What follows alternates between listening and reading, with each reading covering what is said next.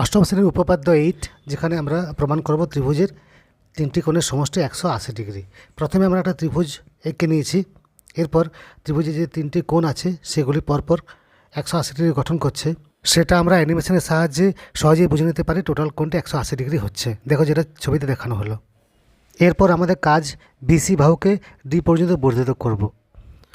উপপাদ্য 7 অর্থাৎ এর আগের উপপাদ্যে দেখো বলা আছে একটি বাহুকে বর্ধিত করলে যে বহিস্থ কোণ উৎপন্ন হয় সেটির পরিমাণ বিপরীত অন্তস্থ কোণ দুটির যোগফলের সমান।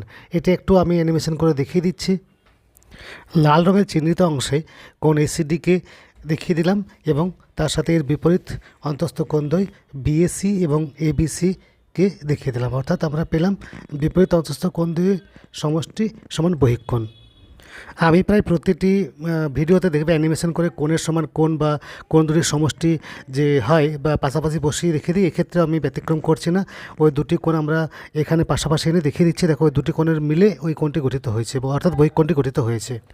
এখন দেখো কোণ এসিডি এবং এসিবি দুটি সন্নিহিত কোণ, যেটা কিনা একই সরলরেখা বিডির এবং এসি ভেদকের দুপাশে অবস্থিত।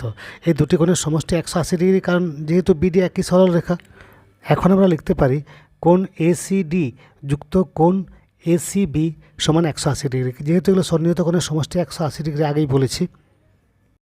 পরের স্টেপে আমরা এসিডি এর পরিবর্তে আমরা যে দুটি বিপরীত অন্তস্থ কোণদ্বয় পেয়েছিলাম সমষ্টি হিসাবে সেই কোণ দুটি লিখে দিচ্ছি। দেখো তাহলে আমরা প্রমাণ করতে পারবো যে ত্রিভুজের তিনটি কোণের সমষ্টি 180 ডিগ্রি।